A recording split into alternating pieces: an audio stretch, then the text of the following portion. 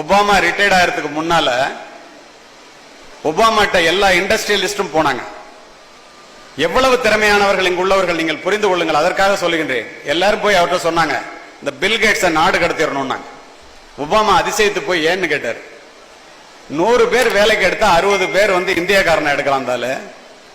அதுல 30 பேர் தமிழ்நாட்டுக்காரனா இருக்கான். அதுல 10 பேர் லேடிஸா இருக்காங்க. அமெரிக்காக்காரெல்லாம் என்னங்க ஆகுறதுன்னு கேட்டான். நல்ல வேலை ட்ரம்ப் இருக்கும்போது கேட்கல, ஒபாமா இருக்கும்போது கேட்டான். அப்படியா செய்யறாரு, நான் கேட்கிறேன் அப்படின்னு சொல்லிட்டு அவரு பில்கேட்ஸை கூப்பிட்டார். நடந்த சம்பவம் என்ன, எல்லா இண்டஸ்ட்ரியில உன்னை நாடு கடத்த சொல்றான், நீ எல்லாத்தையும் இந்தியாக்காரனா வேலைக்கு எடுக்கிற, கம்ப்யூட்டர் பிரிவுல ஐடி பிரிவுல, ஏன் இப்படி பண்ற அப்படின்னு கேட்ட.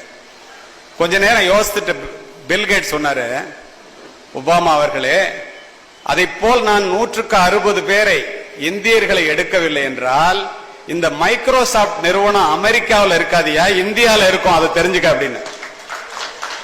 வியந்து போன ஒபாமா ஏன்னு கேட்டாரு. அவன்கிட்ட தான் அறிவு இருக்கு, நம்ம பயில்ட்டு அது மாதிரி இல்லையே, என்ன பண்றது அப்படின்னாரு. நேர பல்கலைக்கழகத்துக்கு போனாரு. இது போன்றது ஒரு ஹால்ல எல்லாம் அமெரிக்க மாணவர்கள் இருக்கிற இடத்துல ஒரே ஒரு கேள்வியை கேட்டாரு. ஏண்டா உங்களுக்கு எல்லாம் 100 வருஷமா ஒரு கம்ப்யூட்டர் இருக்கு, இந்தியால 100 பேர் கூட ஒரு கம்ப்யூட்டர் இல்ல, அங்கிருந்து வர்ற ஒரு சத்யா நாதல்லா தான் மைக்ரோசாப்டோட சிஇஓவா இருக்கான், தமிழ்நாட்டில இருந்து வர்ற ஒரு சுந்தர் பிச்சை தான் கூகுளோட சிஇஓவா இருக்கான், ஒரு சிவநாடார் தான் மிகப்பெரிய பிசினஸ் பண்ணிட்டு இருக்காரு கம்ப்யூட்டர் துறையில, உங்களுக்கு எல்லாம் அறிவே இல்லையான்னு கேட்டார்.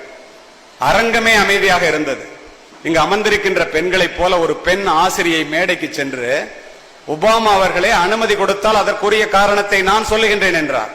அனுமதி வழங்கப்பட்டது. இந்தியாவில் இருந்து சென்ற ஆசிரியை, தமிழகத்தில் இருந்து சென்ற ஆசிரியை என்ன சொன்னாங்க தெரியுமா?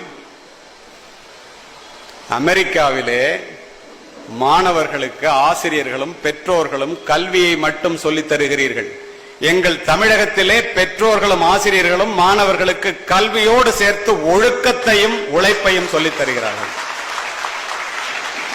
அத்தனை பேர் ஒத்துக்கிட்டான். அமெரிக்கர்களே பார்த்து நம்மளை ஒழுக்கத்தை பார்த்து ஆச்சரியப்படுறப்ப நம்ம எங்க போயிட்டு இருக்கோம்?